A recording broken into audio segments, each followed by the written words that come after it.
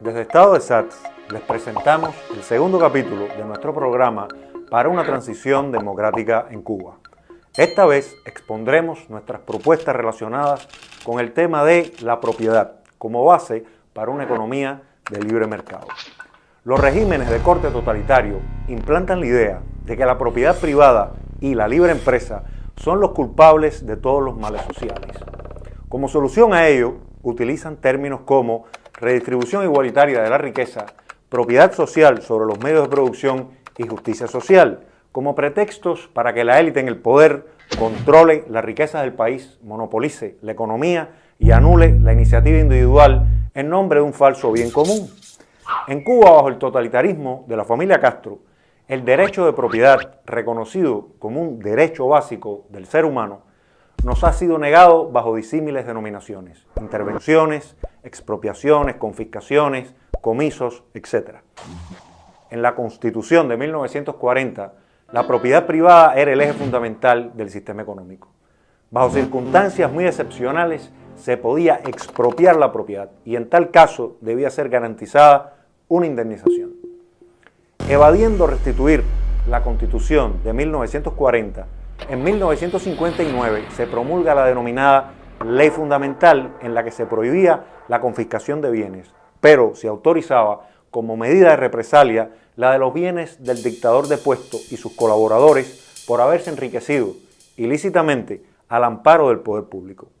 Algunos casos de malversadores eran justificados para aplicarles esta medida extrema por parte de la nueva justicia, pero de inmediato comenzaron incontables arbitrariedades y despojos hacia las propiedades del resto de los ciudadanos. A esta ley fundamental se añadieron las dos leyes de reforma agraria, la de 1959, que estableció que un campesino solo podía tener 30 caballerías de tierra y a partir de esa cantidad lo restante sería expropiado. Y la segunda ley de reforma agraria de 1963, que redujo el límite a tan solo 5 caballerías de tierra. En 1960 se expropiaron bienes y las empresas de personas, naturales o jurídicas, norteamericanas. Se nacionalizaron las grandes empresas de servicios públicos, petroleras, azucareras y bancarias. El modo de indemnización propuesto mediante bonos del Banco Nacional de Cuba tuvo un carácter cuando menos risible. También se nacionalizaron el resto de las principales industrias del país, extendiéndose luego al resto de empresas privadas cubanas y norteamericanas que no habían sido nacionalizadas aún.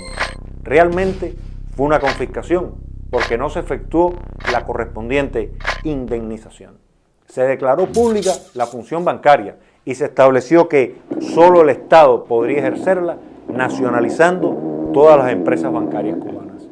La Ley de Reforma Urbana de 1960 determinó que los inmuebles destinados a alquileres de viviendas no ocupados en ese momento por sus propietarios pasarían a ser propiedad de los ocupantes. Ninguna persona pudo tener en lo adelante más de una vivienda, salvo otra en zonas de campo o playa. Esta medida populista, injusta y arbitraria constituyó un robo de la propiedad a sus legítimos titulares. En 1961 confiscaron todos los bienes muebles, inmuebles, derechos, acciones y valores de cualquier tipo, de los que se ausentaran con carácter definitivo en el país. Esta nefasta ley, aún vigente, era complementada con otras regulaciones que impedían a quien pretendiera salir del país por tiempo indefinido disponer libremente de sus bienes, normativa que se mantuvo hasta el año 2011. Por lo que toda persona que es considerada emigrante continúa perdiendo sus bienes y derechos, incluso los hereditarios. El concepto salida definitiva del país o el de residente en el exterior es utilizado para confiscar los bienes del propietario y su derecho a heredar.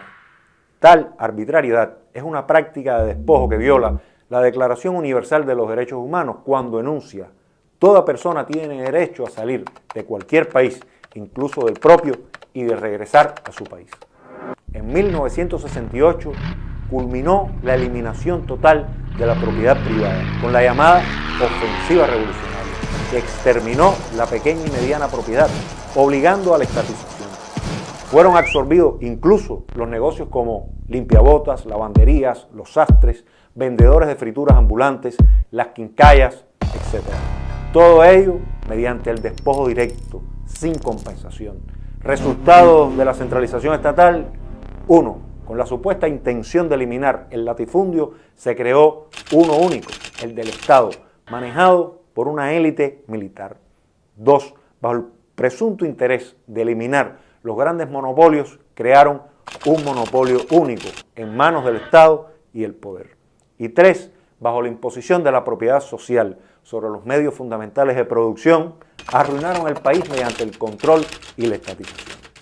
El régimen reemplazó el término propiedad privada por la llamada propiedad personal, reduciendo al mínimo los bienes de cualquier cubano.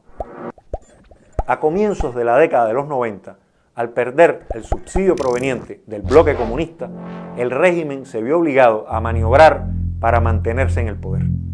Aparece el llamado trabajo por cuenta propia, la apertura a la inversión extranjera, la entrega en usufructo de tierras estatales ociosas y las llamadas cooperativas agropecuarias. Pero tales transformaciones no han resultado verdaderas opciones de crecimiento económico ni espacios de libertad. En la llamada nueva constitución que impondrá el régimen, reaparece el término propiedad privada relativo a determinados medios de producción, sujeto a fuertes regulaciones. Sin embargo, solo el Estado y los inversores extranjeros tienen el privilegio de acumular riquezas y poseer bienes de producción fundamentales. La propiedad privada, tal y como ha sido declarada para el resto de los cubanos, que somos considerados ciudadanos de segunda clase, queda muy por debajo del concepto reconocido en una democracia. La tierra se mantiene regulada por un régimen anómalo. Se prohíbe el arrendamiento, la parcería, los préstamos hipotecarios y cualquier otro que implique beneficios a particulares para evitar la consolidación del mercado privado de la tierra. Es decir, no existen facultades de posesión, uso, disfrute y disposición que otorgaría el derecho de propiedad.